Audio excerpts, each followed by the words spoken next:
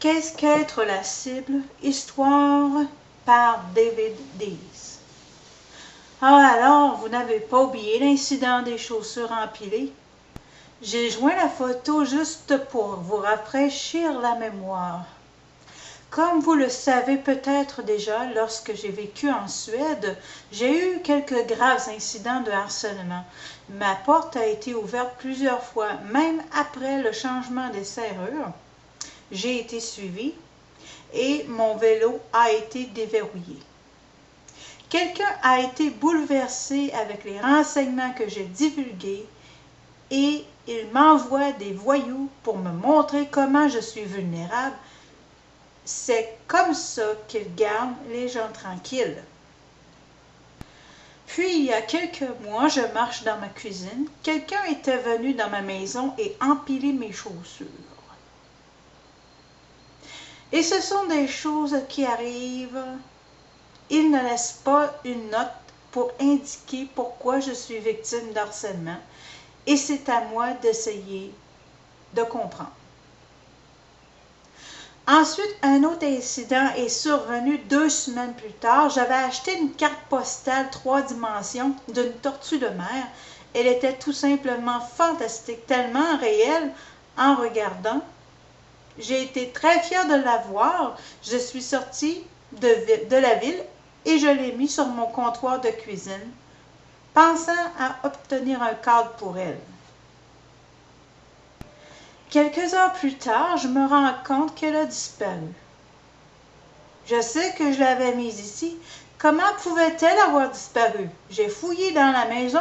Rien. Alors là, je savais qu'ils étaient de retour. Je n'ai aucune idée comment ils ont pu entrer cette fois-ci ou quand. Il y a seulement un nombre impair d'heures, vraiment bizarre. Puis 3 jours plus tard, je marche vers ma boîte aux lettres. Et il y a la carte postale qui était dans la neige à la fin de mon allée. Le recto de la carte était vers le bas et je pensais que c'était simplement le papier. Imaginez ma surprise à retourner et à voir ma tortue de 3 dimensions à nouveau. Alors cela m'a été retourné. Ils l'ont probablement juste garoché par la fenêtre de la voiture. Ensuite, ce qui s'est passé, je suis sur mon ordinateur et je recherchais un document important. Et il a disparu. Il a fallu des années pour créer la compilation des informations et il n'y a pas moyen de le recréer. Il était là où il a toujours été. Et il est maintenant disparu.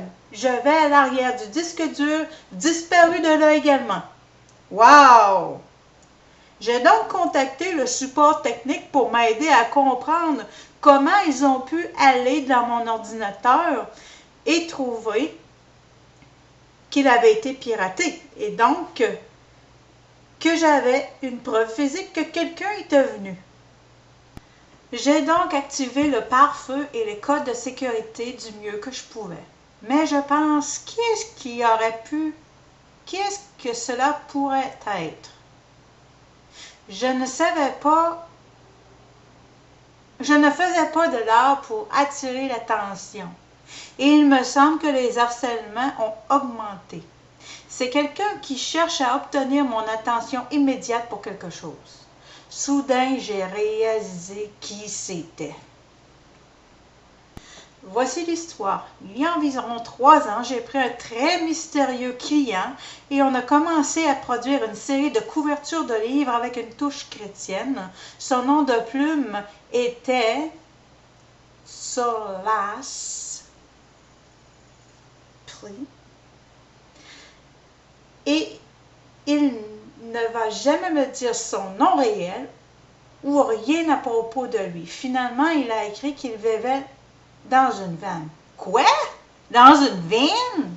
Vraiment? Il a écrit des ouvrages sur la santé, la religion et les sociétés secrètes à partir d'une vanne?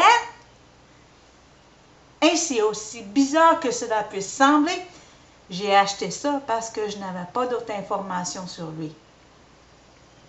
Nous avions donc fait 6 couvertures de livres ensemble et j'ai toujours été payée en temps, de sorte que j'ai seulement suivi tout au long de l'histoire.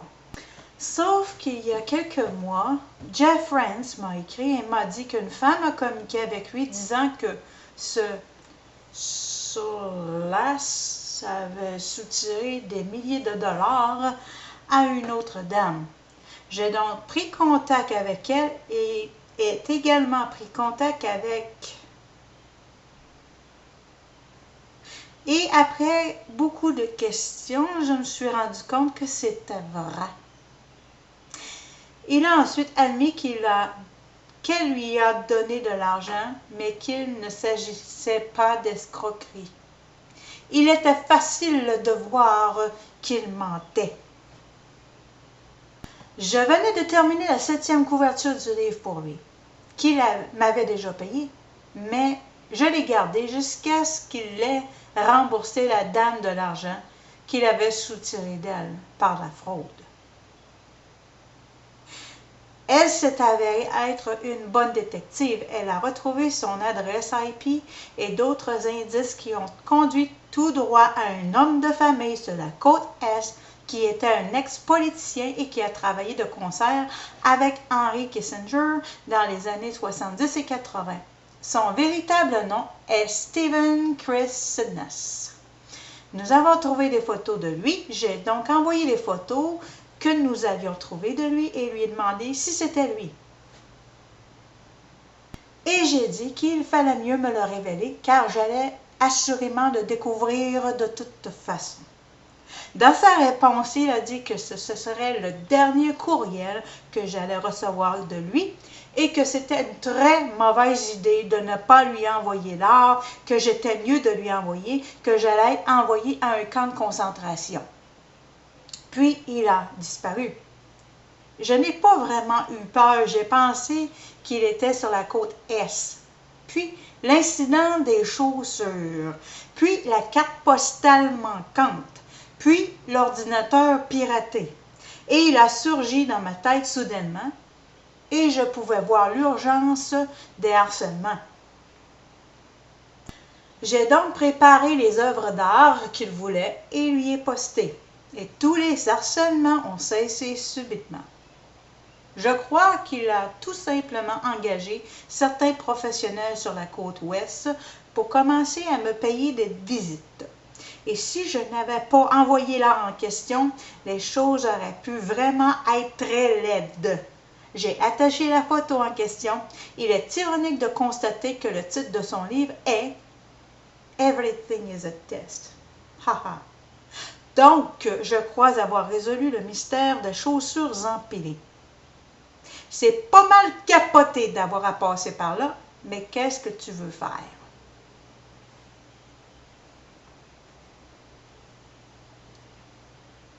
Je vais mettre le lien dans la description de la vidéo.